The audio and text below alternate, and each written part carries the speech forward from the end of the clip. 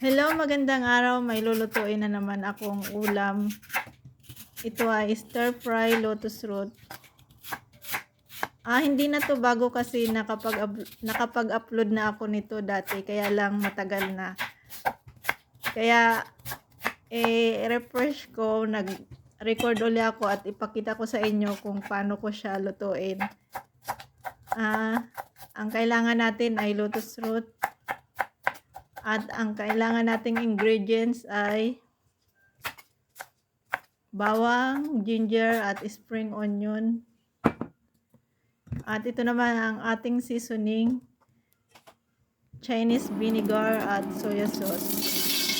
Ang gagawin natin sa lotus root ay slice natin ng maninipis kasi piprituhin natin siya bago natin igisa. Ito muna ang ating gagawin. I-fry natin siya hanggang sa mag-brown. Half cook lang.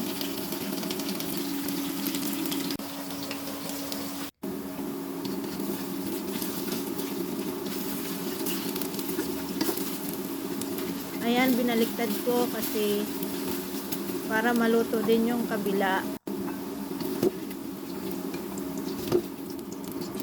Ganyan lang gawin nyo hanggang sa maubos yung ating lotus root.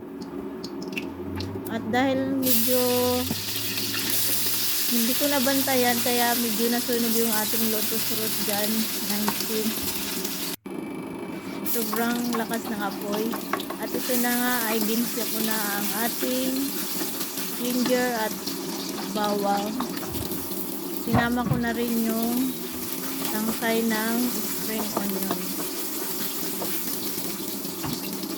Kaya gisa natin hanggang sa bumango siya. At ibalik natin ang ating lotus root na half cook. At ilagay ko na ang seasoning na vinegar at soya sauce. Nilagyan ko rin siya ng dark sauce para magkulay. Yung kulay niya ay hindi maputla. Nasa inyo na yung kung hindi nyo lalagyan. Kung wala kayong dark sauce sa bahay, pwedeng yung light sauce na lang. Ayan, at lagyan natin ng kunting tubig para sa ating pag-simmer. Pakuluan natin siya ng kunting minuto.